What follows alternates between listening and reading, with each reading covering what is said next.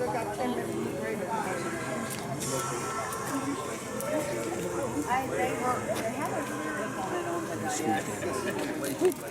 good right here.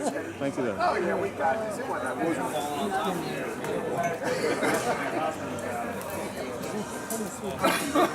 I'm sure.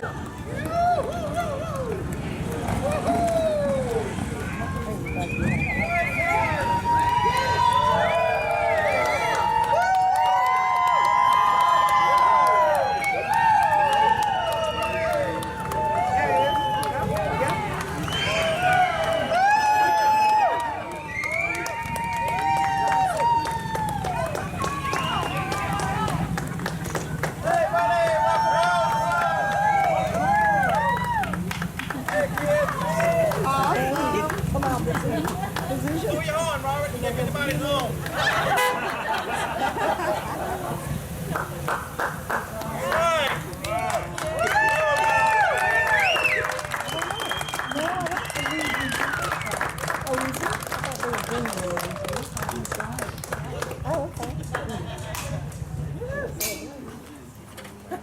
Not helping you by pulling the door away from me. There we go. Welcome home, brother. Thank you.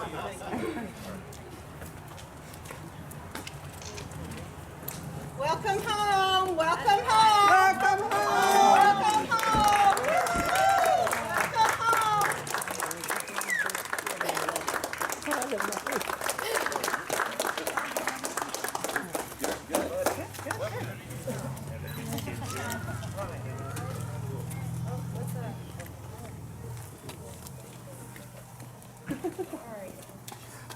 Aw.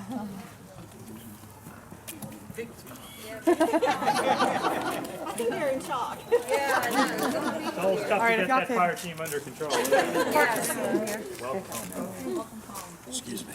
All right, guys, let's go sit down. Hold on. One second. Hold on, guys. We're going to do a picture. Don't be so anxious, you know. Thank you, Robert. Sergeant. Yeah. I don't know where it's Please stand for the presenting of the colors by the 133rd Military Police Company and the singing of our national anthem by Jean Ray Williams.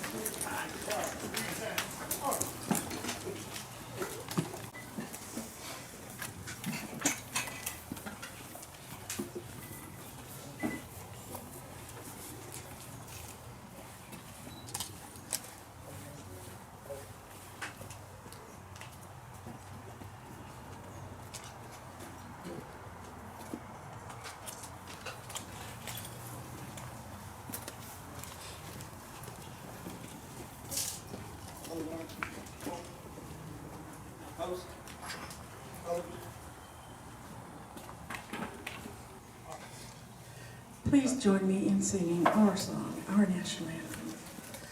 Oh, say, can you see by the dawn's early light what so proudly we hailed at the twilight's last gleaming, whose broad stripes and bright stars through the perilous fight o'er the ramparts we watched were so gallantly streaming, and the rockets' red glare, the bombs bursting in air, gave proof through the night that our flag was still there. Oh, say does that star-spangled banner yet wave o'er the land of the free and the home of the brave?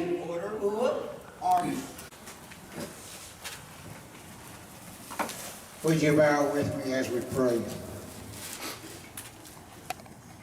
Lord God, we thank you for this time that we can come together to honor a hero that has served his country We thank you that you have led us to follow dreams and visions of what can be.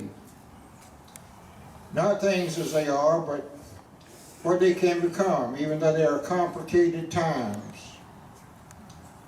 And there are limited resources, but so many have dedicated time and energy and materials to make this dream become a reality.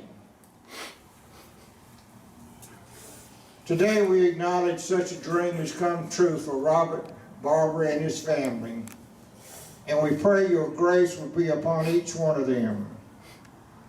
And this commitment has come through time and toil and dedication of so many. And it resonates knowing that it is your will for our lives to be committed to one another, and especially those who have faithfully served in defending this country and others all around the world. We believe that this reality has become possible because of you. As you work miracles, and we dedicate all of these efforts back to you. Thank you for the many ways you have brought the right people together at the right time for this home for Robert Barber and his family. Thank you for the opportunity for each one to serve a man who has served us so well. We thank you for the homes for our troops and for the many donors and contributors in every fashion. We ask that you will continue to bless the friendships that have been cultivated through this project. Thank you for the welcoming and supportive spirit in the Chapin community. We ask that you bless each nail, board, window, shingle so that it fulfills the dream for Robert and his family.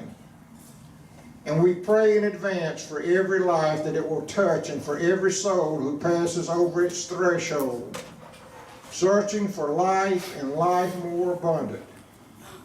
We ask that this home be another of your kingdom's demonstration plots from which you show a demoralized world that there is a better way. For whatever compassion meets needs, there is a new creation, and whenever love survives, miracles happen.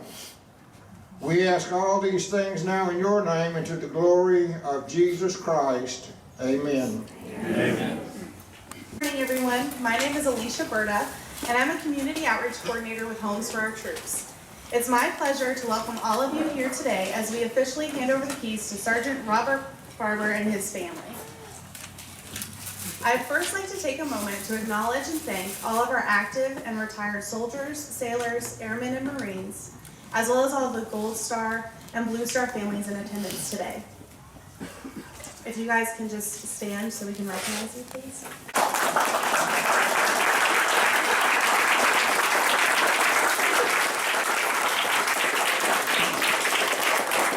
It makes us happy to do what we're doing today. It would be a challenge to hold these events without the support of the community, and I'm really thrilled today to see so many people have come out to welcome him home. I'd like to thank the American Legion Post 193 for our escort this morning. The flag line from the Patriot Guard Riders was also beautiful along the driveway. And we have Chapin's first responders who were also involved today, and the fire department as well. I've also had some wonderful volunteers helping. I've had Chuck, Tina and her husband, and Stephanie and James, so thank you for helping with registration and setup this morning. Thank you to our builder, Matt Gilpin of Gage Construction, and all of those who worked with him to get this home completed for the Barber family. I know that there are several of them here today, so thank you very much for everything you've done. I'd also like to offer a warm welcome to our corporate partners who are here with us today. We have Bill Bear of Rubishelf, Chris Petty and Jackie from Budget Blinds, and someone else who will be here later, Jackie Brown from Texas Roadhouse will be here later. She's bringing us lunch today.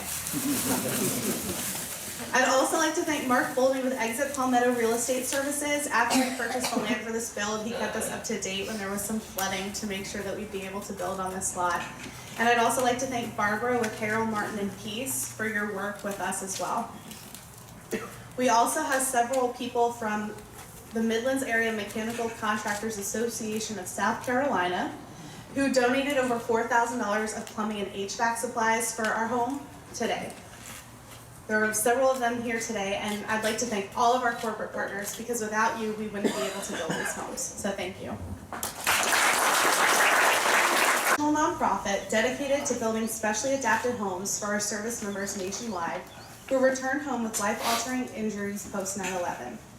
Homes for Our Troops is not funded by the government, so we rely on the support of patriotic and generous supporters like you to financially support our mission.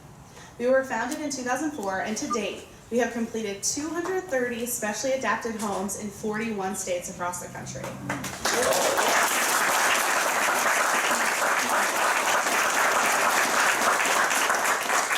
Homes for Our Troops has a 4-star rating with Charity Navigator and an A rating with Charity Watch. We recognize the sacrifices the men and women of our armed forces have made, so we see our work as more of a moral duty and not charity. Nearly 90 cents of every dollar at Homes for Our Troops goes directly to our program and building homes for our veterans like Sergeant Barber. Although we've completed this home, our job is still not done. Operation Lasting Support is our monthly giving program, and for as little as $10 a month, you can help us to continue to provide mortgage-free homes for our nation's wounded veterans. On average, these custom homes cost $440,000 to build. We currently have over 1,500 monthly donors who funded an entire home build last year. Please consider helping us reach our goal to have 2 homes funded each year by our monthly donors. As a thank you, the first 10 people that join this program today will receive a Homes for Our Troops baseball cap that looks like this. If you're interested and want to sign up today, we have Tina who will be over here taking registrations. Now, home means something different to all of us, but most would agree it is a place where we can feel comfortable and safe while spending time with our families. Robert and Heather, I know this house will allow you more freedom and more opportunity. I know you will now be able to create a new normal and challenge yourself with things you wanted to get back to, rather than being challenged by just getting around your home. Haley, Robert, and Aiden, I hope you enjoy this house just as much as your parents, because it looks awesome. We have some people here today who would like to thank and welcome you all home. I'd like to begin with David Prigg, who has a presentation for you today. Woo!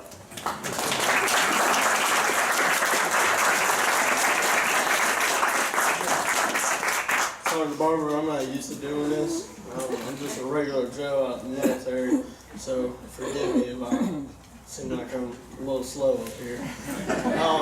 Everybody, I just want to say thank you for coming out for such a great event. I'm the owner of American Warrior Custom Engraving here in Columbia, South Carolina, and I do hand engravings. And Sergeant Barber, I want to present this hand engraving to you. For all your hard work and dedication to your country and the sacrifices that you and your family do.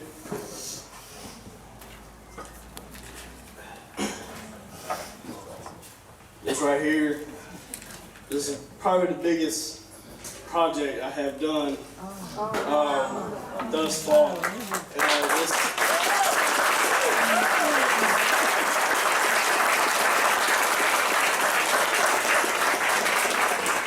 This means a lot. I'm also a veteran as well, and for me to do this for Sergeant Barber, it hit home.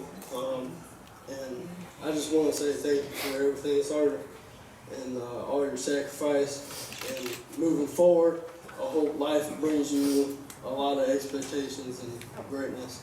All right?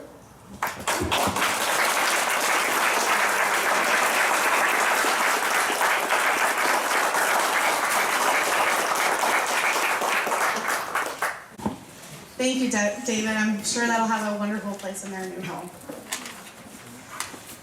I'd now like to introduce Jean Ahrens with the Colonial Dames.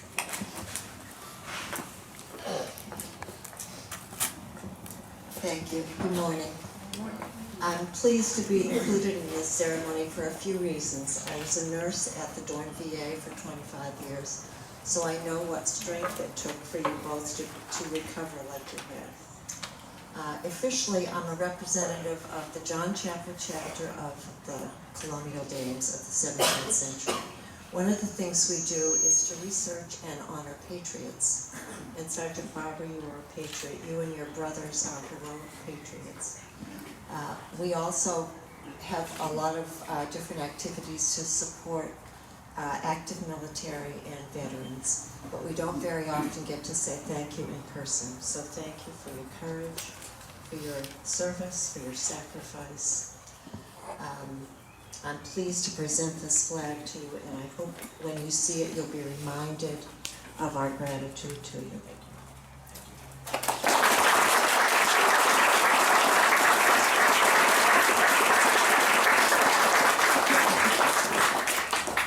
Thank you for taking the time to be with us here today, Jean. Thank you. Today, Home Start Troops is also receiving a gift, and I would like to introduce Tim Mahoney with Red Shirt Guys Roofing.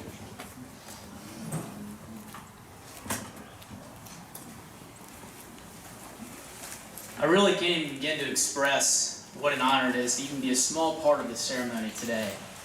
From the perspective of a veteran who's deployed to combat, to look and see community assemble and rally and show its commitment to our servicemen beyond the battlefield is just a really powerful thing to see. And I was telling Bill that as our business grows, the Red Shirt Guys Roofing, so will our commitment to an organization like Home Start Troops. It really has been an honor to be able to partner with them. So, on behalf of the Red Shirt Guys Roofing, Bill, consider this our first deposit. Wow.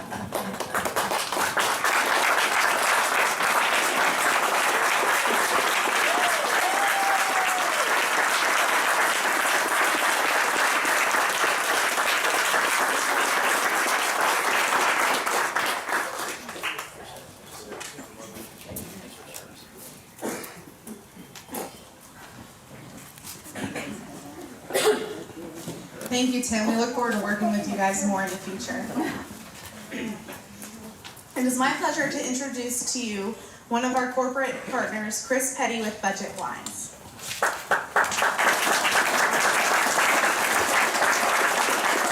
Good morning, everybody. I'm Chris Petty. I'm the owner of Budget Blinds of Lexington and Chapin. And I'm also a veteran as well, so it's an extreme honor to be able to give back to a veteran. We provided all of the window coverings that you see in the home, including a motorized blind over the master tub. So my installer is also a veteran, and he is a Marine, so I told him not to hold it against us. And I know I'm not supposed to call you sir because you work for a living, but welcome home, sir.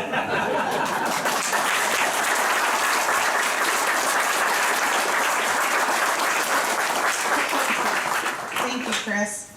I would like to now introduce the Mayor of Chapin, Skip Wilson. Thank you, Lee. Thank you, Bill. Appreciate it very much. This is an honor to be a part of a ceremony like this, and it's today to show appreciation to Sergeant Barber and his family. Your sacrifice which you've given to this country, we appreciate it so much. You know, God is good. He gives us an opportunity to show other people how we care for them. He gives us blessings in our lives and gifts and talents to be able to give to others. And by virtue of what you've seen today with some of these corporate sponsors, they give to you in a way to show you how much they appreciate what you've done for our country. There are other people in this community also, in this town, who believe that caring is the most important thing. We have so much talent, so many opportunities to give to other people. We have an opportunity now to give to you and show you that you're a part of our town. You're no longer just a resident, you're part of our family. We're proud of you for who you are, for what you've done, the sacrifices that your family has made, and we can't wait to show you how we can just shower you with the opportunity to take care of you in every way. We're here every moment that you need us to be here, and we're thankful that you've chosen Chapin to be a part of our town and our community and our family. Now, I want to show hands for all those people who were invited by Heather to have dinner today. Sorry, Heather, I wasn't supposed to say anything. We have a lot of fun here, and we want you to be a part of it. So we expect to see you out, and to welcome you, and to hug you, and to love you, and to be our family. Thank you so much for what you've done.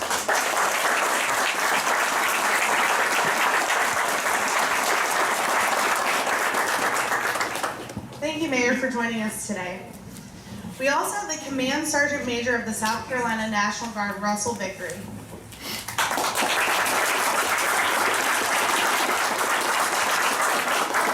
Hey, good morning. Good morning. Robert, it's amazing. Community, state, nation, if you're not proud of a moment like this as a soldier and a citizen in South Carolina, I don't, something's wrong with your heart. Very proud of you, Robert. These guys and our guys still go every day to make that ultimate sacrifice out there. Put their lives on the line every day to take care of what we have here in this country. And I couldn't be prouder of you. The Adjutant General wanted to be here. He had other stuff that was pulling out there. I told him, I said, sir, I'll be there for you. Robert, on behalf of the State Command Sergeant Major, State Command Sergeant Major's Coin, and you and your family, bless you. You've got a wonderful community here. Chapin is a beautiful area, beautiful community. And look at the love and the people you have out here. And know that every soldier in the South Carolina National Guard's got your back any day of the week. Cool?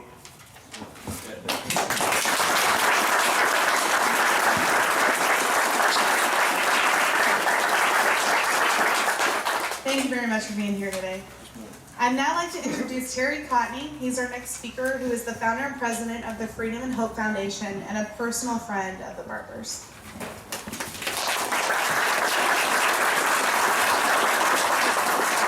Thank you very much, Home to our troops, for letting me be a small part of this special day. It's very exciting. I'm humbled to be here, and I'm especially happy for my son. We'll talk about that in just a moment. You know, I mentioned to my girlfriend who's here, very nearby, that, I always wanted a son. And she told me in the last week or two, you can forget that, Terry. So, Kimberly, thank you for being here. But I want to let you know that I have a number of sons. It's so great to serve my country again. I work full-time, 8 days a week, touching the lives of people like Robert. And Robert has a new job on my board of directors. He's our recruiter. He's going to be touching lives just like his. And one of the gentlemen in the wheelchair here, he's going to recruit guys to come here to our community. Thank you so much, Chapin and Lexington County, for the great support that you give our little organization. This isn't about freedom and hope today. It's about homes for our troops and our heroes. My speech has a title. It is called Heroes. We have a number of heroes here today. Some have been recognized. Those families that are here who have lost their sons or daughters, they're our heroes. There are a number of combat veterans here. There's a number of veterans here. Combat veterans, would you please raise your hand? We'd like to give you a hand of applause.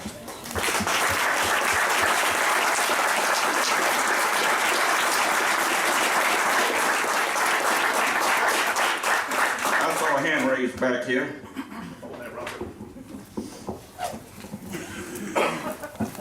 Sir, I'd like to thank you for your service to the country.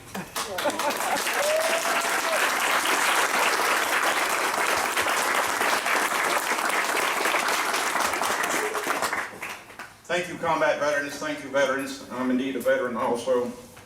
I joke at people and tell them that, I didn't get a Purple Heart. I served during the Vietnam War. My brother was in Vietnam. I served 4 years in Germany. And I said, the only Purple Heart I got was from the girls scratching my back. So that's not a hero. We have to laugh a little bit, as well as you said. So that's my Purple Heart. I didn't get too many scratches. There are many veterans groups. I've been associated with a few over the last 9 years. Paralyzed Veterans Association, American Legion, VFW, Wounded Warriors. But I've never seen one that does what you do Homes for our troops, for our veterans. It is so, so exciting. Kim and I came by Wednesday when the cleaning folks were here. This is one of the most beautiful homes I've ever seen in my life. Thank you so much, Homes for our troops, and I encourage Chapin and Lexington County to support Homes for our troops. Thank you again so much. There's a Chapin man, his name is Herbert Lindler. I call him Uncle Herbert Lindler. He gave a speech at one of our programs 7 years ago when we first started. And he lost his leg in Korea. And he gave a little speech. He said, I'm nothing, I'm not a hero. I was just the barber. But let me tell you, everyone that served the military in our country are important. You are important, and we thank you so much for the sacrifices that you've given.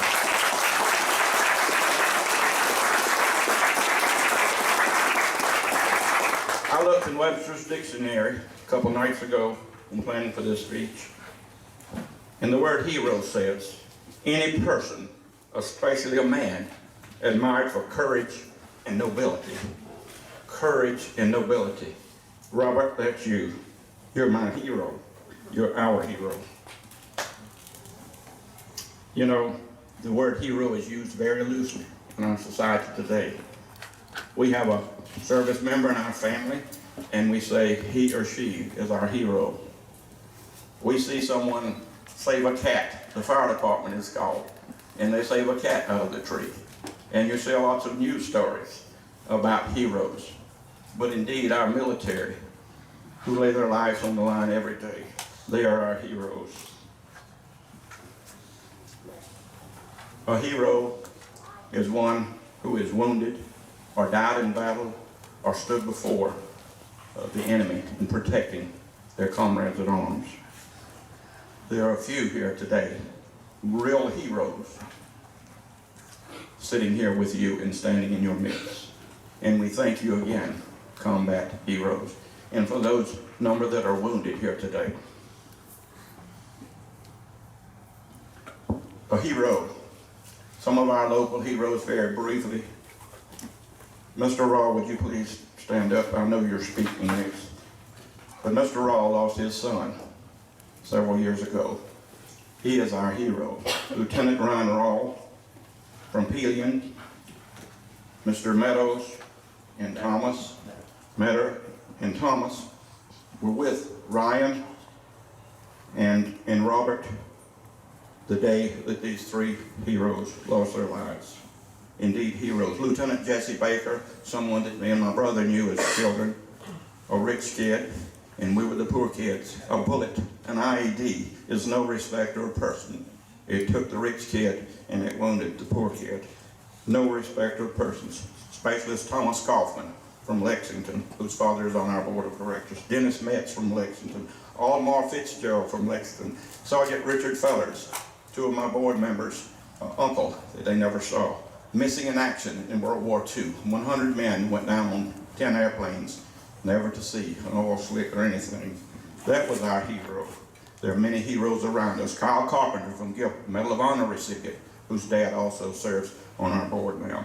Many heroes that we don't know about. Oscar Bowers from Prosperity. I knew for 60 years. Did his eulogy a year ago. I didn't know all my life that there was a hero right beside me. Thank our heroes for all that they do for us. Oscar Bowers went on Iwo Jima as a 15-man replacement. 3 of them walked off. He was the lucky one. My hero, my brother, I'm not supposed to mention that, but my brother is a hero, and I didn't know the hell that our people, our soldiers, Marines go through in war. He was with 173rd Airborne Paratrooper Medic. He lost 208 men in his last 3 weeks in Vietnam. And I'm going to say it anyway, brother, you can scold me.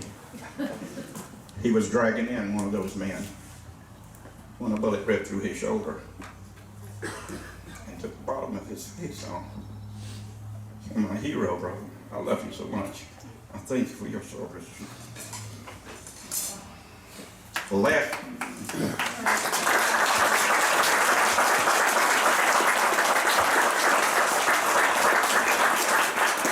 Last year he told me one of the greatest compliments that he's ever given me. He said, Terry, you're a hero to heroes by touching their lives. I will never be a hero. I have a heart of compassion, but I'll never be a hero. I thank you for that comment you gave me last year. I never told you that. There are 5 heroes, families, on our little board of directors. They are Thomas Coughlin, as I mentioned earlier, Kyle Carpenter's dad, the MIA gentleman that I mentioned, Mr. Fellers, his twins are on our board. And most important today, I'm so proud that Robert Barber is on my board of directors.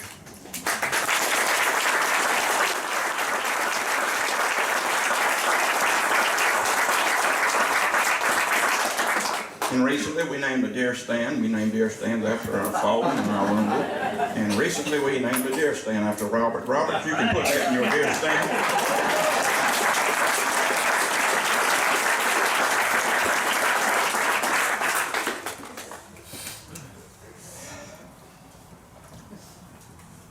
Thank you, Robert, for continuing to serve. You are now the recruiter. Robert will be recruiting, as I said earlier. You know, Robert, I have your first, I hope, your first housewarming gift. Scripture tells us, greater love hath no man than to lay down his life for his brothers.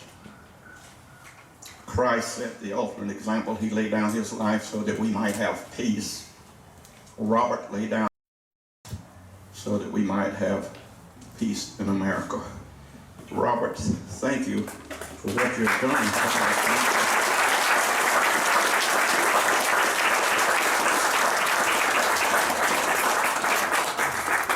Thank you, veterans, for being here today. Thank you again for your sacrifices. Thank you, heroes, the few that are here today. Thank you, Chapin, for opening your arms to Robert and his family and supporting our troops. You are a great city. Thank you, Mayor. Most important today, again, I would like for us to give homes for our troops another big hand of thanks.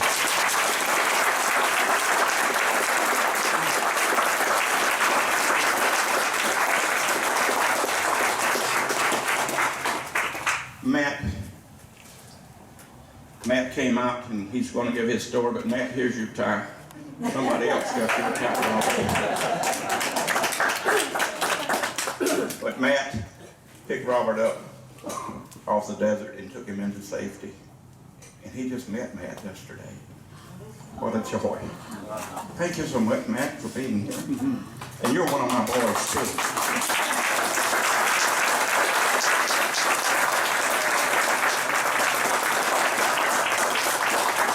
Robert, welcome to Chapin, South Carolina. I'm going to use you a lot, buddy. You're going to work. Because I can't have any sons. Now, again, Webster says a hero is a man of courage and honor. That's you, buddy. God bless America.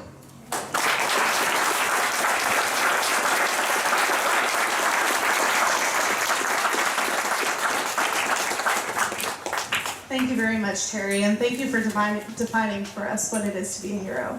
I'd like to recognize one of our heroes who rolled in. Sean Gittens had received a home with us through Homes for Our Troops, so thank you guys for being here.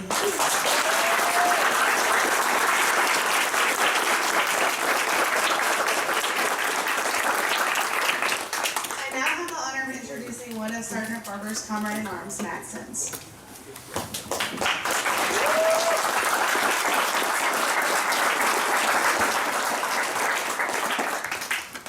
All right, mine's gonna start off a little different than everyone else's. I'd like to thank everyone else for being here as well. It's a big event for me and Robert.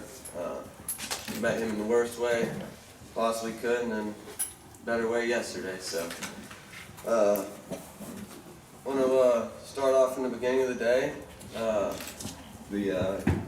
June 20th, 2012. I was on a different mission at a FOB, probably 8-10 hours away. We did supply up there. We always resupplied FOB Gardez. Always a 3-day mission, day up, day of rest, and a day back. I was part of the only 2 RCP units in most of that area of Afghanistan. They had one that ran out of Gardez, but wouldn't usually come down our way. So it was a normal mission, happened 2 times a month. Our platoons would usually split them, for the most part. It's a normal mission. We got all of our trucks loaded up June 20th, 2012. So they're normal. Trucks were loaded, everyone was ready to go. Ate our food, fueled up our trucks, and got on the road for our 8 to 16 hour drive back to Salerno. About a quarter of the way back, going through the KG Pass, which was a hectic area to go through, in between 2 huge mountains on a little 1-lane road. About a quarter of the way back, we got a flat tire on our Buffalo. If you don't know what Buffalo is, it's a big 6-wheeled, 6-8 person IED interrogation truck. The truck could take a blast and drive away most of the time. Well, we were descending down the KG, we got a flat tire. LT said, let's push through that, get off the switchbacks, find a flat area so we could assess the situation. As soon as we got down, flat area, boom, boom, boom, we were under RPG fire, small arms fire. Everyone did what was trained, we reacted accordingly and finally pushed through the choke point. A few hours later, the end was in sight. Could imagine being back on Salerno, getting some good hot food. Sleeping in my own bed.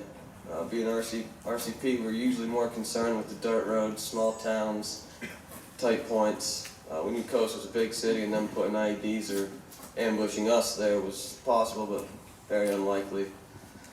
Most of the time we broke every rule about RCP going through Coast. June 20, 2012, Coast became a whole new place for me. What I thought about Coast personally, long ride through Coast turned into a day I'll never forget. While we were coming down through Coast, we rolled up on another U.S. unit that we had trucks set up and a vehicle patrol base set up in a dismount unit. Things quickly changed when our lead truck, TC, got out and within seconds was on the radio asking for all medics, everyone CLS qualified, everyone I was able to dismount. There was a mask guy. From there on, things just got worse. Our convoy eventually pushed through the vehicles and was in the vicinity of the blast site. Back door of my truck opened and all of our gear was getting thrown up into the gunner stand. At that moment, I met Sergeant Robert Barber for the first time. When he got stuffed into my truck on a stretcher, was my interpreter, myself in the back. 4 people's gear for 3 days, all of our MREs, all the gear we always took. So it was pretty tight in there. Was conscious and awake most of the time, talking, trying to get up, sit up, and he just wanted some water. I didn't know what to do. At that time, instinct took over, all training took over at that point. Robert was in my truck, Devin Davis, the other one, was in my platoon sergeant's truck. It was a crazy ride through Coast. It's only a 3 to 5 mile ride back, but it seemed like 45 minutes. I knew he was very hurt. Stuff coming from everywhere. We tourniqueted both legs and decided we needed to get an IV because his veins were dropping. At this point, we were almost back to Salerno. Robert started fading at this point. In and out of consciousness, and I'm just yelling in the back of the truck how much farther we're losing him. I've never thought I could hit somebody so hard and not get a response. Once we got back to Salerno, we hit the gate, hit the bump, and that's when everything was gone. We had an IV run at this point. Wasn't responding to any pressure points we hit. Tried getting him, wasn't responding to voice, nothing. Going through Salerno about 45, 50 miles an hour in a 10 to 5 mile an hour fog was pretty hectic as well. As soon as we got to the hospital, they were already there. He just got yanked out the back of my truck. That was the last time I saw him until yesterday. So I just want to let everybody know that things weren't, we didn't have any idea of this. I don't think anybody knew that this was even taking place at the time. So it was a reaction of a lot of good men, good crew, good leadership that we have Robert with us today. So thank everybody for coming out and hope you enjoy your house.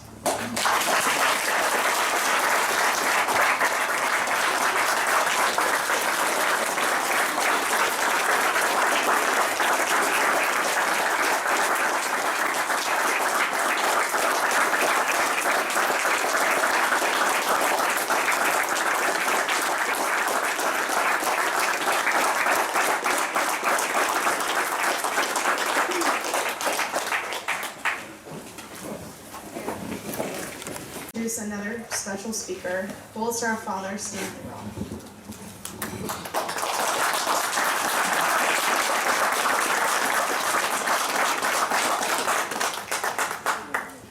I'm envious of this community because your new resident is an American hero.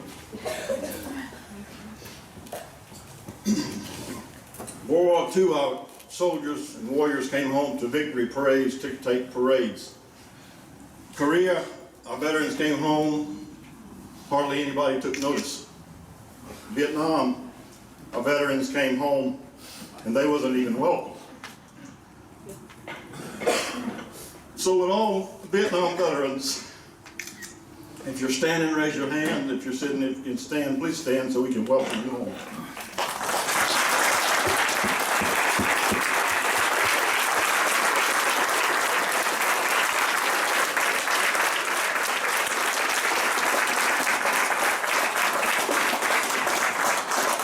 Because of what y'all did, y'all sacrificed just as much over there, and sacrificed even more coming home. Because of what y'all went through. Today, we've got it right again.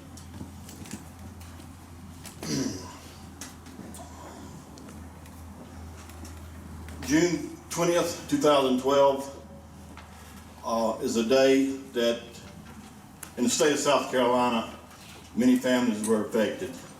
I believe I've heard it said that it was the most deadly, most costliest day in South Carolina National Guard history. 5 families received notification that their loved ones had been in a suicide bomb, that their loved one was hurt. It's hard to imagine knowing that your loved one is 13 time zones away and you can't get to them, to be there with them. The uncertainties that run through your mind, that are racing through your mind is how bad what's going on. 3 other families also received notification, but theirs was more certain, as they were visited by a casualty notification officer and a chaplain, both dressed in their dress uniforms. And they brought word that on behalf of a grateful nation, the Secretary of the Army regrets to inform you. Just 5 short weeks before that, Ryan was home on his R&R. And we had the great pleasure of spending 2 weeks with him. He mostly bragged of the troops that he served with. Many of them are here today. He spoke highly of the professionalism that his troops displayed. Over and over, he talked about them.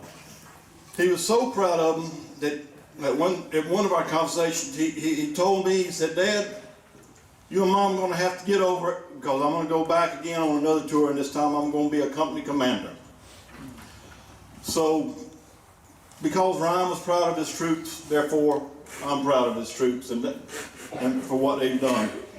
Now, he mentioned names several times, but at that point, we were concerned about Ryan, so names were really to faceless people until we got the news, and then those names became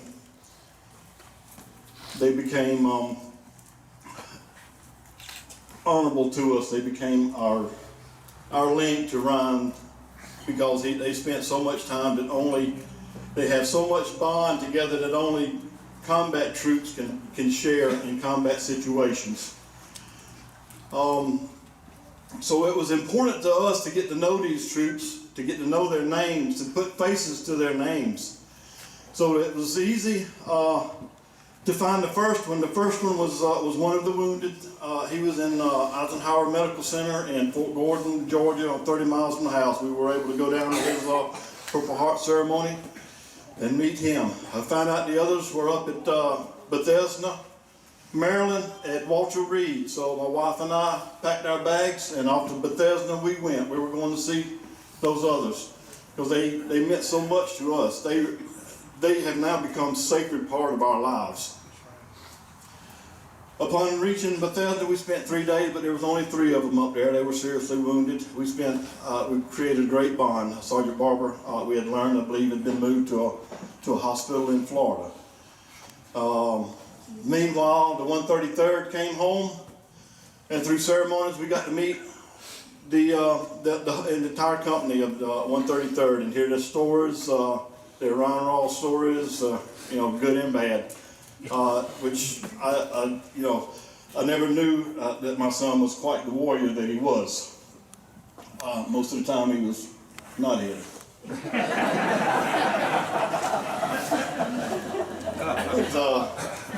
But Ron apparently was a good soldier. After we created a bond with the troops that have come home, there was one yet that we haven't caught up with. We were going to go to Florida. We were told that he's not ready to go. So we stood down, and then from there, I believe he moved to a hospital in Texas. Well, Texas is not that far. I got a car that can go to Texas. We'll go to Texas, and they told us to stand down again. So it doesn't take a rocket science to know that the situation was bad.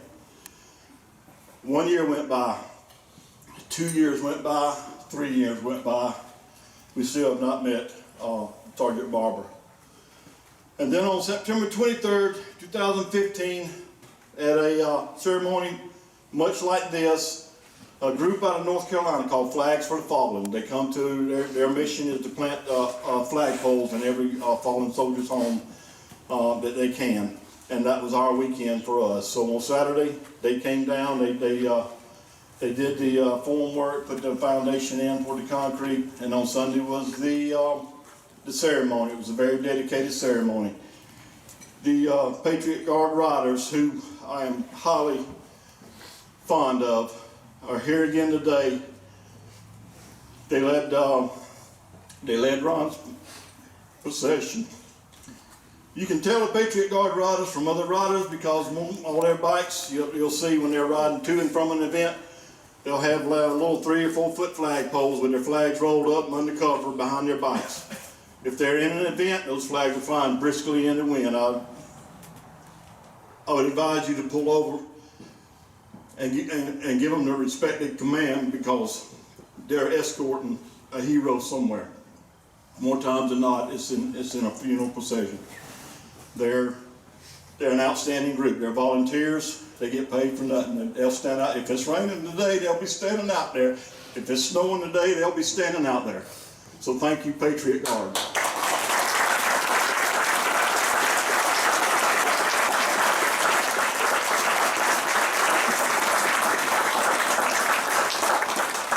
We live in the country.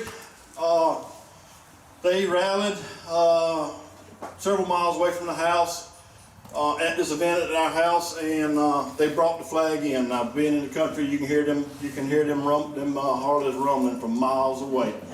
So it was already an emotional, stress day on our family.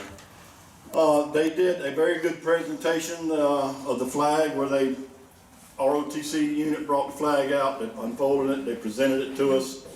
We secured it to the flagpole and was fixing to run the flag up. And the lead rider, Mike Wilson, said, hang on, we've got one more flag for you.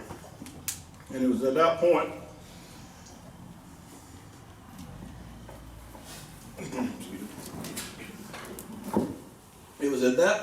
that the flag detail parted back, and Robert Barber was standing 20 paces away. Now, I've never seen a picture of Robert, didn't know what he looked like, but I knew exactly who I was standing and looking at. And he was holding the flag of the United States Army. My knees turned to jelly and tears flowed freely because it was a moment that we've been chasing for 3 years, and he came to us. I'll never forget that. Robert, today, I know your family is awful proud of you, the progress you've made and are making, and your family. Dr.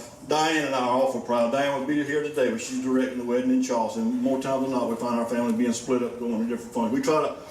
We lost one, but we gained an entire company plus because we support these kids, whether they're getting married or an event like this or what. If they invite us, we're there, and because we love them all. There's several of them out there today that was with Ron and y'all, and they're my sons also.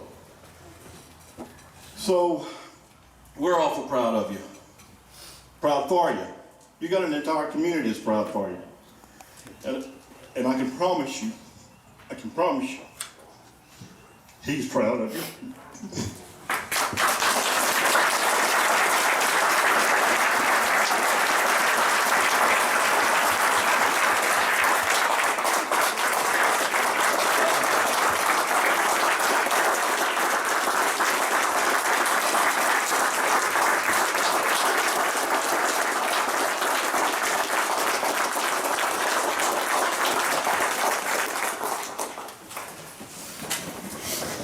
Thank you, Stanley, for those words. I'm glad I don't have to talk right now and then I get to pass it over to our Executive Director, Bill Ivey.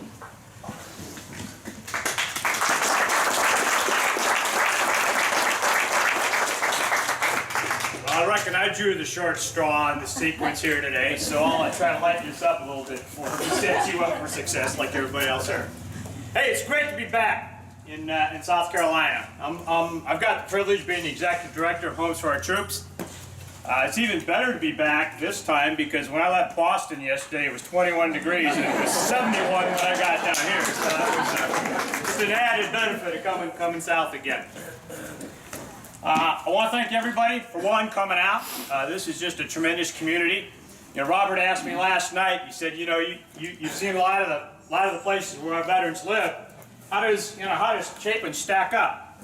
I said, well, I'm a little bit prejudiced. I'm from a small farm town in Minnesota, about 1,200 folks. So I kind of like small and I kind of like rural. But even moving that prejudice aside, this is one heck of a place. I said, you picked a great community. Got a super school district, great state, and of course, whether you're a diehard Gamecock or not, you guys do own the national champions. So, and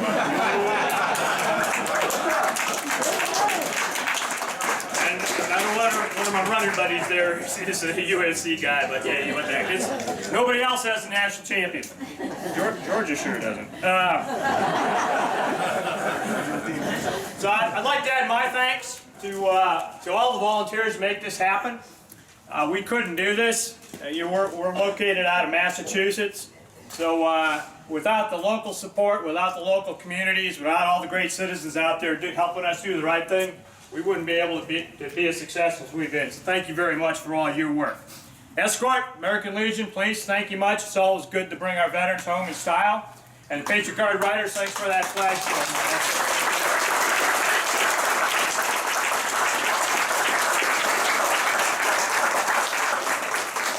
As you may or may not have connected the dots, our color guard is from Robert's company, the 133rd MP company here in South Carolina Army National Guard.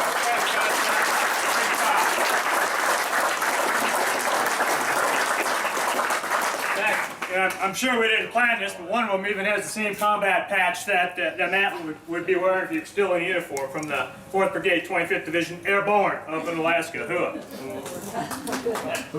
Great rendition national anthem. There's nothing like going someplace and you got a great singer leading it, and then you got the whole community singing along. So give yourselves a round of hand for that national.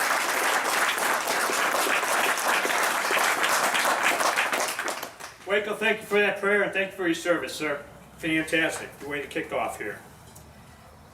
I would like to thank Matt Gilpin and Gage Construction. When you get a chance to go in the home here after we raise the flag and finish up the ceremony, you will see that they went above and beyond. They did a great job. It's a fantastic home. Every detail's right. And I've got his phone number if Robert and Heather let me know it ain't quite right. But great job, guys. Really appreciate that.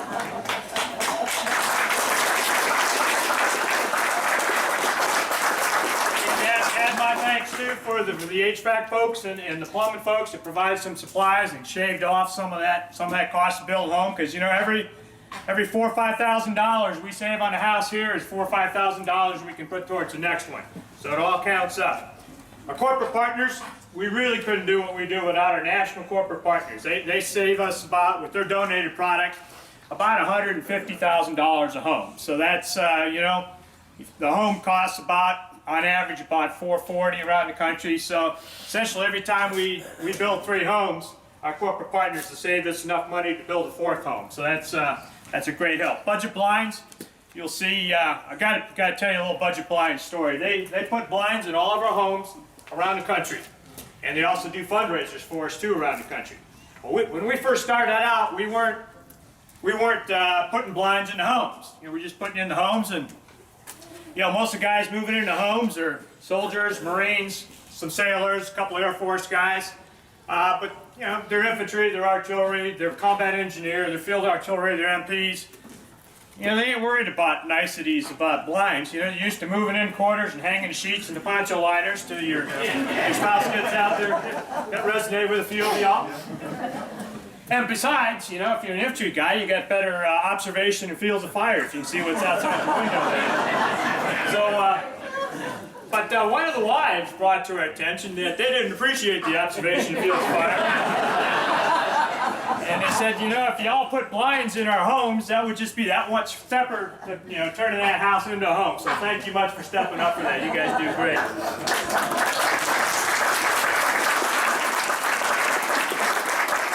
Another one of our corporate sponsors is Rev-A-Shelf, and you'll see when you go in the house here in the master bedroom closet, we got pull-down shelving, so we're using all the space, but when Robert's in his wheelchair, he can pull that down to get it down. Same thing in some of the cabinets in the kitchen, so somebody to can access whatever's in the cabinet, pull it on down, get what you need, and pop it right back up. So thank you much to Rev-A-Shelf. And then Texas Roadhouse supports us with fundraisers around the country. They support us with providing the food for events like this and our volunteer days. So it's great to have our corporate sponsors. For a great round of applause for all of our corporate sponsors.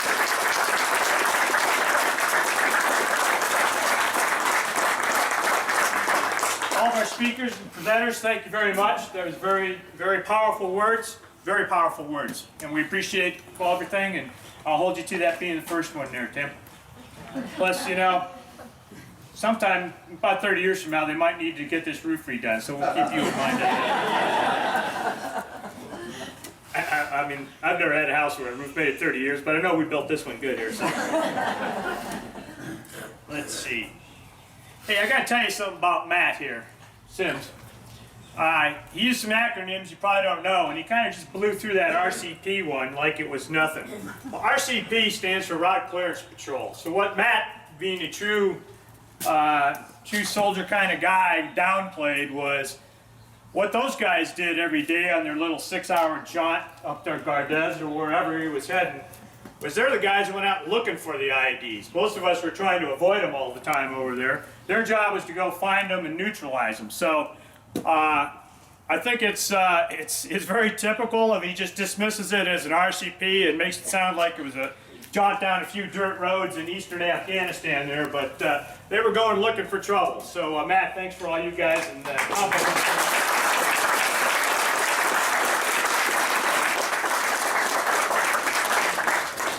want to thank our HSPOT team.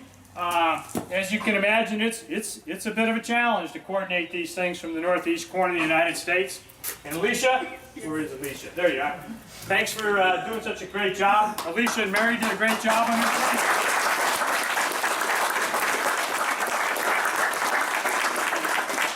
Mary did a lot of the coordination, and that name's probably familiar to you all if you've done the coordinating, and then she wasn't able to make it, so she did a battle handoff to Alicia, and that's just typical of the great folks we're blessed with at Homes for Our Troops, that one person can plan it, the next person can execute it, and it's a flawless, seamless operation. So thanks so much for leading this team down here, Alicia.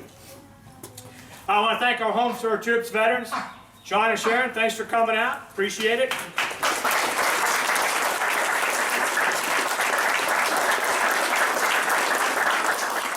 We really view Homes for Our Troops as family, and when we bring a veteran and his or her family into our family, that's for life.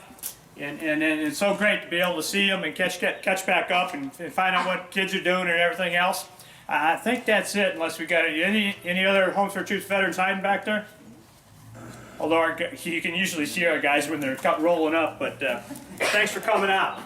I do want to add my thanks to all the veterans in the crowd, and special thanks to our Vietnam veterans, as was mentioned. You know, when y'all came home, our country didn't do right by you. And it is the quiet professionalism and the dignity with which you put up with the crap, and I'm sorry, I don't know another, well, I do know another word for it, but I'm not going to use it.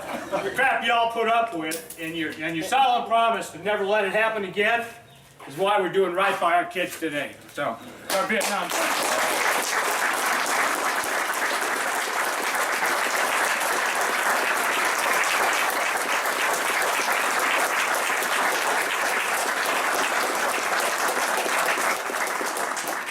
Now, I do want to take a couple minutes to talk about what we do. And since my boss is standing in the back, I'll try to make it as close to what he wants as I can. Not that I would ever freelance out here when you're not here, boss.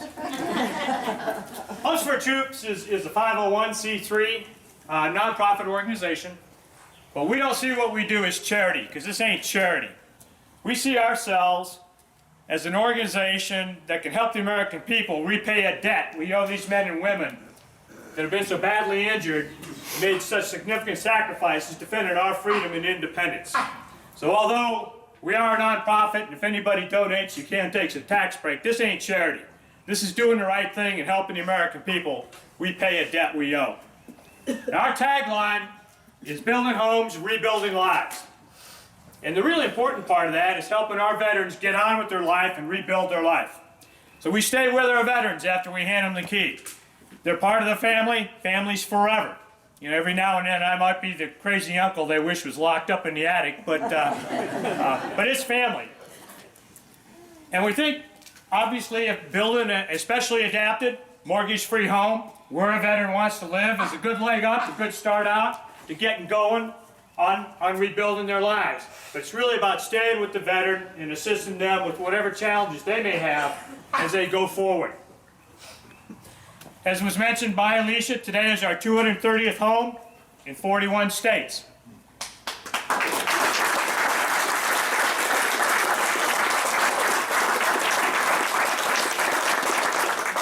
We've got 36 under construction around the country in various stages. In fact, I'll be down in Texas in 2 weeks, handing the keys to an Army Sergeant First Class down there. We've got 45 that we're looking for land for veterans around the country. So we have 81 active projects around the country right now. We're either looking for land or we're building homes. And we have another 110 veterans in our pipeline that are in the process of applying to Homes for Our Troops and coming into the program. So we've still got a lot of work to do. This is our third home in South Carolina. And I will give you guys credit for this. You must be keeping South Carolina a good secret, because anybody who's ever been here knows this is a great place to live. Of course, I don't live in South Carolina, but you know, that's because when I was in Iraq the first time, my wife decided where we were going to live, and if she told me if I wanted to live with her, that's where it would be. But it's a great opportunity. So how can you help us at Homes for Our Troops? Well, there's 3 things you can do to help us at Homes for Our Troops. First thing is, and y'all are way ahead on this one, is welcome Robert and Heather and Haley and Robert Jr. and Aiden into the community. And you guys, I saw that when I was blessed to come down here back in July when we did the kickoff event. That's the #1 thing anyone can do for us. If you hear that one of our veterans is moving into your community, wrap your arms around them and welcome them on. Because when you get a veteran in your community, you're getting a player. You're not getting someone who's going to sit on the sidelines and tell the mayor how screwed up the town is or the city is. They're going to let you know what's not going right, but they're going to have a recommended solution, and they're going to be willing to roll up their sleeves and help you implement that solution. The second thing you can do for us is tell people we exist. The biggest problem Homes for Our Troops have is nobody knows who we are, because we're not the guys on TV. We're very dedicated to keeping as close to 90 cents of every dollar that is donated to us or raised through fundraisers going to the mission of building homes and helping our veterans rebuild their lives. So you're not going to see paid advertising on TV. We do have some public service announcements that are out there for free. You're not going to see a paid spokesperson, movie star, country singer, or whatever talking about us. But if you ever do see a famous person talking about us, you can know he or she's doing it for free. So the word, we get the word out is you all spreading it by word of mouth. And we think that's appropriate for Homes for Our Troops, even though it may not be the fastest way to grow, it's the right way to grow. Because we truly believe and see ourselves as a vehicle for you all to give back to these veterans. And so getting the word out by relying on you all to get the word out really represents the grassroots approach that we take to help on our young men and women that have been so badly injured. So get the word out for us is the second thing you can do for us. The third thing you can do for us, well, we are a nonprofit, so if you want to donate or fundraise for us, that would be great. But the number one thing you can do is welcome our veterans into your community, and like I said, y'all are all over it here with Robert and Heather and their family, and then let people know we exist. But you know, it's not about Homes for Our Troops. It's about our veterans, both those still serving and those who are not serving any longer in uniform. They're always still serving. You know, the war's not on the front page anymore, but we still got 10,000 kids in Afghanistan hunting down bad guys and keeping us safe back here. We got 4,000 in Iraq, and they'll probably be, well, we got guys in Syria too. We got special ops guys hunting down bad guys in Africa, Asia, and other places around the world. So although nobody's reading about it, and nobody's seeing it on TV, our kids are still downrange, and we still got people getting wounded and worse. So it's about those soldiers, sailors, airmen, Marines, Coast Guardsmen. It's like soldiers like Robert Barber. You know, Robert's whole life, it's been about taking care of other people. It's about service. He came out of high school, went right into the South Carolina Army National Guard, and he went to work in law enforcement. Those are two careers that are all about helping people, the good guys. He deployed to Iraq in 07 and 08, was working in the Rustamiyah area of Baghdad, which if you've been in Baghdad, not that you probably would want to be at this point in time, not a particularly good neighborhood. Not that I found any that I would consider a good neighborhood, but it was a rough area. And he did his year over there with them and did a super job and came back and went back to law enforcement, went back to his battle assemblies and training with the Guard. And the call came again in 2011 to go downrange with the 133rd MP Company. And they went into Regional Command East, working out of a place called Forward Operating Base Salerno. I can darn sure tell you there are no good neighborhoods in Afghanistan at all. In fact, Iraq was looking pretty good after I got to Afghanistan. So he's a pretty rough area, and as you heard Matt talk about what they were doing, and those of you who know Robert, he was over there serving the American people, and he was over there trying to help the Afghan people, and that's what he was doing when he was injured in 2012. And the whole time that Robert's been doing this, Heather's been by his side through both deployments, through his initial recovery when he first came back, and through his ongoing recovery. And they're a great team. And Robert's injury does not define who either of them are or who the Barber family is. Because they're always looking forward, they're always moving forward, they're always positive about stuff, and they don't let stuff get in the way of them accomplishing what they need to do. So Robert's pretty busy as a full-time father to 3 and a husband. As you just heard, he's recently joined the board of directors of Terry's organization, the Freedom and Hope Foundation. And again, he's continuing to give back, take care of people. He always worried about the other guy or the other gal. So Robert, I'm going to quit flapping my gums and let you talk to folks. This ain't about me, it's about you. So let me introduce a true American hero, Robert Barber.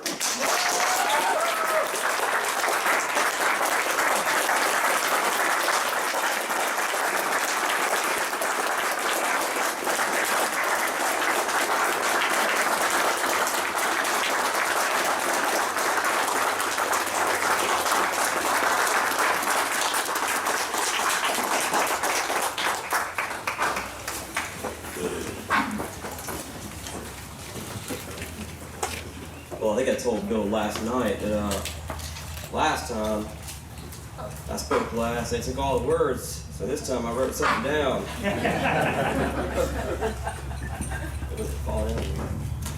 But yeah, I'm wearing my sunglasses, but it's not because the sun's out, as you can see. Very emotional. You know, we lost 3 guys downrange, and it's been tough, I'm not gonna lie. But we had a lot of hope and encouragement, looking forward to the home. I got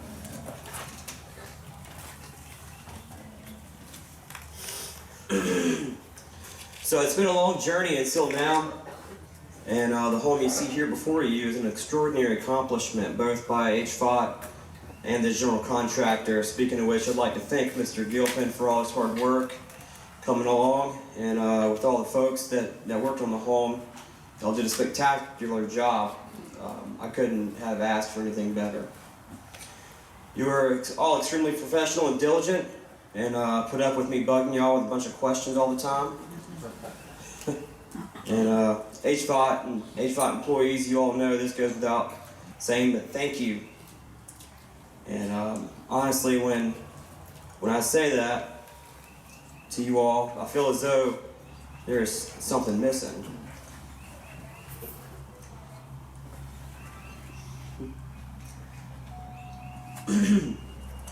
Those words could never express the amount of gratitude that I feel. Not in a million years. So instead, what I try to do is tell everyone that I come into contact with about HFOT and what they've done for me, even if it's someone that I think most likely won't donate, because I would never ask someone that's in need themselves to donate, because, you know, that's wrong. I wouldn't do that. You know, I've been in that situation myself where I don't have a lot of money or whatever, but there'll eventually come along someone who does, and they'll talk to folks that do want to help out. And somewhere along, sorry, someone that's willing to help out will. And lost my place.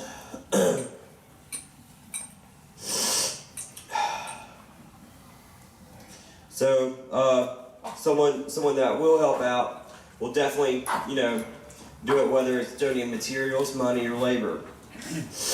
As a lot of people do, donate materials and the things that are needed to build homes. Like you told me last night, 25% of what comes in homes for our troops is materials. People that give materials, budget blinds, the floors, everything that's required in a home.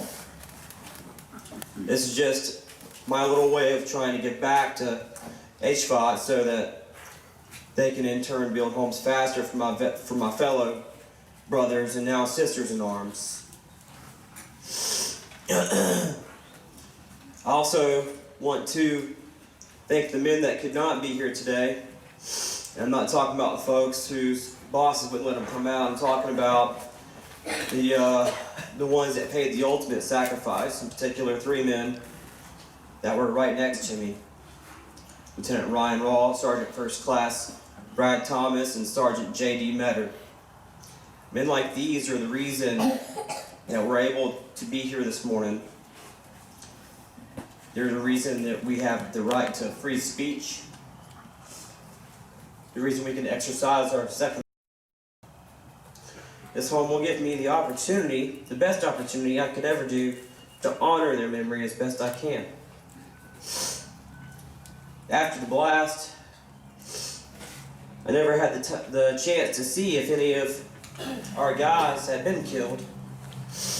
All I could think about at the time was struggling to take my next breath. In fact, when I woke up at Walter Reed, I was stunned that I had survived it all.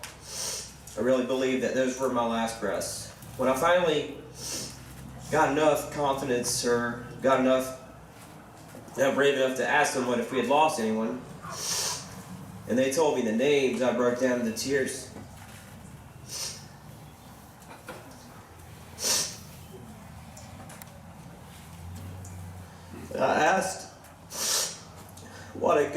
me the chance to live. What did I do to deserve to live? To this day, that question haunts me.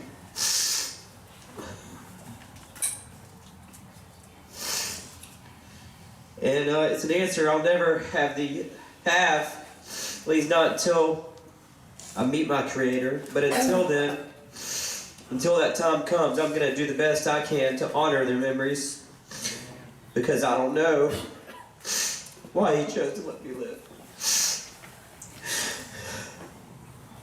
But what I do know is I'm not going to waste it. Thank you.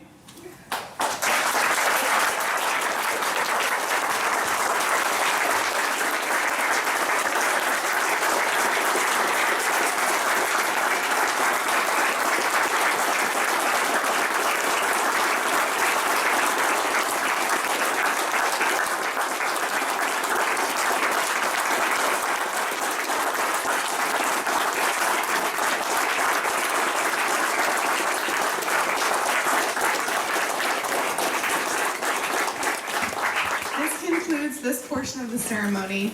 We're now going to head over to the front of the house where Robert will raise the American flag over his new home, receive the keys, and cut the ribbon. I'm going to ask that everyone just kind of stay put while they make their way over. We're going to have them go through a tour of the house with some of our special guests, and then we'll open it for everyone. There are shoe covers to be worn over your shoes, or you can take your shoes off and wear your socks inside, just so we can make sure the floors stay nice and clean for them. So thank you, and we will head on over to the front.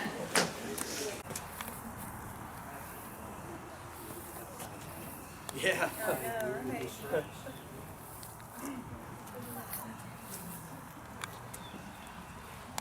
God bless America, land that I love.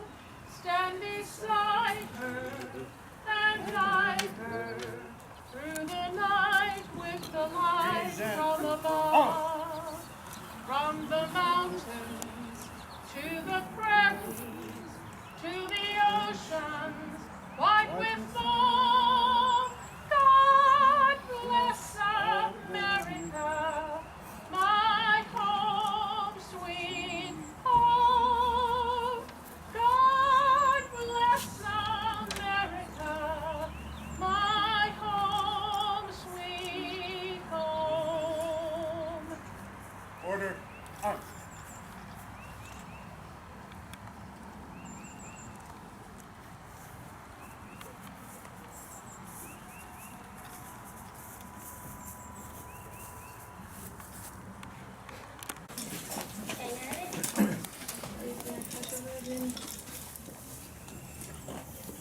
Okay, Robert, Heather, you guys, on behalf of the people who've donated to help get this house built, and Homes for Our Troops and our whole family, and my boss, Tom Landermeyer. Boss, I say that whether you're here or not, just so you know.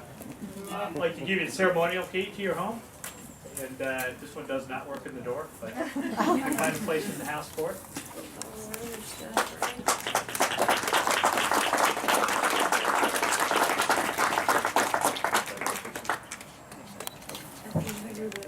Let's go ahead and cut the ribbon. You guys gonna help out? You want to help? You don't Want to help, cut? Aiden? You, we know you like cutting stuff. Yeah, you like cutting. Get your other hand out. You know Get how your to both operate hands. scissors. I know you do. You cut the bag of sugar earlier. I know. Cut it. All right.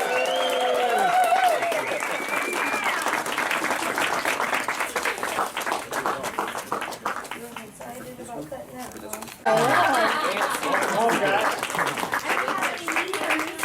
No, you guys, it's your house. You're good. We'll make sure everybody put them on. Hey!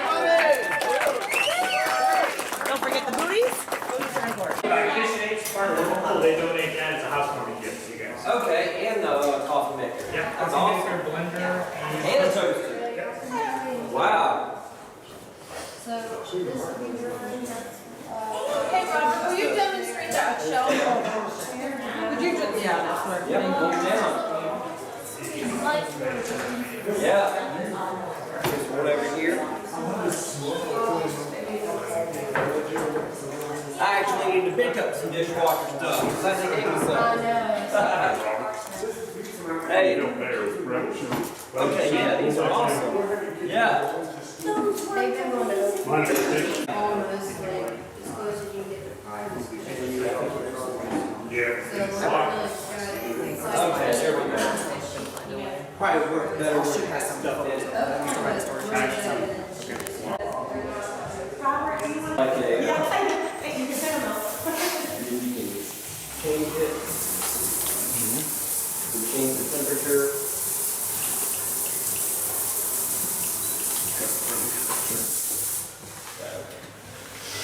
Yeah.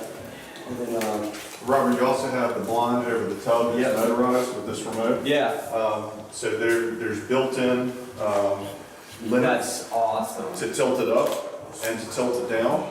If you ever want that natural light to come in, then you just hit that button, that my button in the middle, and it'll stop wherever you want it to. Yeah, that's awesome. Is that got a battery in it? There's a battery one in there. Yeah, if you ever need batteries, just give me a call. Okay. I'll come change them out for you. Do they last? How long do they last?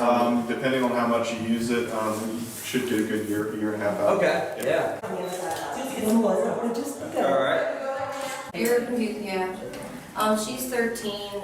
Robert is 10, and Aiden is 7. Yeah, 7. Gotcha. You need two of them. Yeah, because camera. yeah, they're gearing you up now. Yeah. The lights on the cameras not work. It's not gonna sound. Yeah, it just picks up your voice a I little gotcha. bit better through here. But yeah, we'll try to do this in the same way. You and your family, this house, and it's so expansive and open, and there looks like there's so many adaptive bells and whistles in it. I just tell me what it means. Everything is adapted. Pretty much. It just means that I'm gonna be able to be more independent and not have to rely on my wife as much. I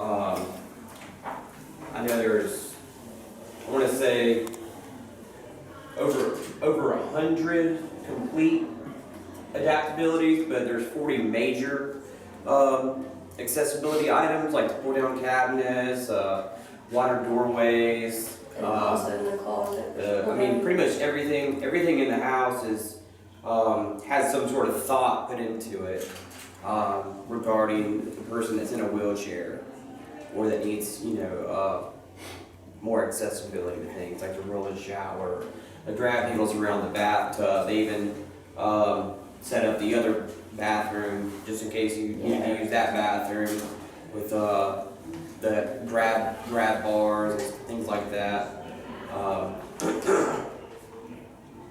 All the way to the toilet with the bidet in there for some guys that have certain types of injuries. Like the No telling, some guys are upper extremity amputees and things like that.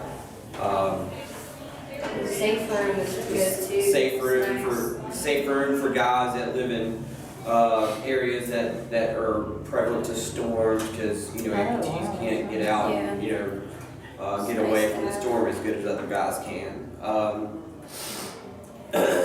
Or if there's a home invasion or something like that, you have a room to retreat. So we know to come to your house, right? Yeah. Do what? As long as you get here before they get here. Yeah. Or you come back later. All the way to the backup generator that runs off of natural gas, so you don't have to run out and try to get it refilled when it runs out of fuel. It just goes straight from automatically kicks in too, which is like good. 6 seconds. When the power goes out, 6 seconds later, the lights come back on, and it's 20,000 watts, so it run the entire house. Because certain guys got electronics for their prosthetics, such as mine, runs on a battery, a microprocessor, and things like that. Some guys, at first, they were doing it for the guys that had life support equipment, had to have it all the time. They just said, some of these guys got battery operated prosthetics. They sort of put them in all the homes, and they're going back and actually retrofitting the homes that don't have them from the beginning. Backup generator. So, just like your backup legs, generator, yeah. your foot. So there's a lot of thought that goes into it. I can't list them all off the top of my head, but if you walk through the house, you'll see The microwave is lower where you can reach it. The light switches are lower where you can reach it from the wheelchair. Everything I mean, just you it's can everything that roll you can under think too, of. the space. The hardwood That's really floors are easier for a wheelchair to roll on. I mean, Were you guys involved with picking out the colors? Did the kids get you to were. They- We were. We picked We out. honestly, Yeah. we didn't think that they'd let us do as much. Yeah, the pick out as much as exterior what we to were able the to pick out. backsplash to the Correct. colors to the They let color us- of this wooden The floor. tile, everything, like everything. They let you could think of personalize the that's in house. here, they pretty much let us pick from like so many different things. It was more, way more than what we expected. Like, awesome. you know, it was just a blessing just to get the home. Yeah, they actually have a virtual tour on their website. This home is an exact replica of that virtual tour, with the exception of the closet safe room door being on the opposite side. But as far as the design layout, it's exactly the same. So people can actually go on there and see what they look like. It's like an actual virtual tour. Robert, what does this home mean for you and your family's future? What does it open up for you? Do what now? What does it open up for you? Do you have any plans now? Yeah, it'll make it easier for me to work with the Freedom and Hope Foundation. It'll make it easier for me to pursue anything that I might want to do, because I'm not going to have to, worry about, how difficult it is for me to live at home.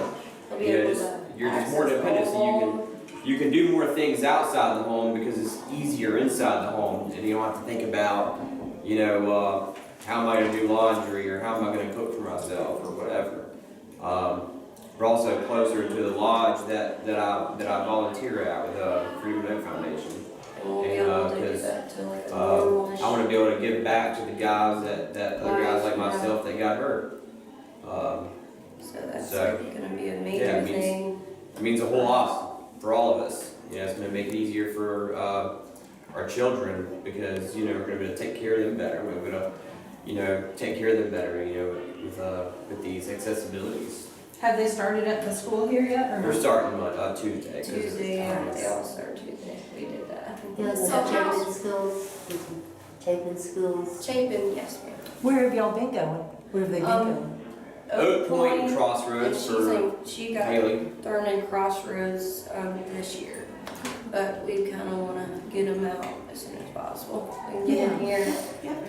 So we can get to, we want to travel in our camper and, do things that we want to do with our family and we just been struggling with, the two-story house, and he hasn't been able to even access even the bottom floor all the way because it's so shaped differently and scraping his hands up against the doorways because they're not wide enough, and it's just, the house is just going to be a big help, like in every little thing that you wouldn't think of unless you get put in the situation, I guess. When did you know you were When you get older. selected? Excuse me. When did you know you were selected? They have qualifications. I applied back in the summer of 2013. I can't remember exactly how long it was, but I want to say it was like 3 to maybe 5 months before I heard something back. I remember it wasn't that long. I want to say it was closer to 3 months. But I mean, if you have the Special Adaptive Housing Grant, they're going to build you a home. It's just going to, you're just going to have to wait it out, but it's well worth the wait. Especially when they're backed up, because They're able to build 40 homes a year right now, but when I spoke with Bill last night, they said they're trying to get it where they can do 75 a year. And, 75 a year times 10 years, that's 750 homes. But I mean, that's the ultimate goal for them, which is, I think, a great goal. So it's slowly they're getting quicker about it. It's just with the weather, like the flood we just had. That flood here really kicked it back for us. Yeah, it really did. And we'd have been in here probably a year ago if it wasn't for that flood. Wow. Yeah, a lot of houses got damaged from the flood. I'm sure you all know about that. But, a lot of people pick houses like where it snows, and they were backed up from the conference before us because of the weather and stuff. So it's just. They get to it as soon as they possibly can. They're like on it as soon as they possibly can. They're really good about staying in touch and keeping us informed, and Yeah. And for something that they don't like or they think that it's lesser quality, you know, they'll actually go through the trouble of calling you up and saying, hey, you know, we found out that that hardwood floor you selected before isn't quite up to the quality that we thought it was, and we want you to pick something else that's gonna hold up better for your family. And that actually happened with us. You know, Jan Francis, the several times, coordinator, called me really. up, Yeah. said, I don't like those mirrors. They're too small. We want bigger mirrors for your house. And I was like, okay. The Harvey Yeah. board, they offered us that. That was awesome. Yeah, they keep the veterans in mind. They try to put the highest quality materials inside the house as possible. They're not going to rush a build because they want to make sure that when you get in there that you're going to be taken care of and you don't have to worry about anything for a long time. Right. And if something does go wrong, they do come back out and they help us out with that too. So it's And they not put like extra insulation in the homes too to make it as environmentally friendly as possible and efficient as possible, because it is kind of a large home. It's 2650 square feet. So, you know, a normal utility bill would be anywhere from $300-400 for a normal home, but this home will probably be under $2. Because it's so tight and there's so much extra insulation in the home. Robert, if you're in the house alone, do you feel comfortable getting around? Do you think you would Absolutely. Not have to have any help at all? Well, I wouldn't live in here alone, No. but it makes No, I would feel totally comfortable getting around. This house is designed exactly for that, and it meets the specifications for the VA.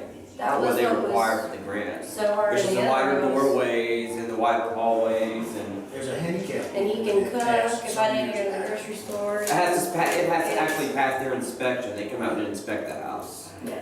How does Chapin compare to other places you've lived in your life? Well, we picked Chapin, We're used to living in the country. we haven't, you know, We miss actually started living out here yet, so I can't really say for certain, but, you know, we picked this town based on the school district, and I just thought it was a really nice place to live. So I can't really compare it per se, but I think it's going to be much better. Where did you grow up? I grew up over there, like on the Gaston, Swansea side of town, which is really rural and So you've always lived in South Carolina. You what? You have always lived in South Oh Carolina. yeah. So tell me, just coming here today, you know, there was a gentleman, I can't remember his name, but he said that, you know, you're a hero. I mean, what does it feel like to come back and just see the outpouring of support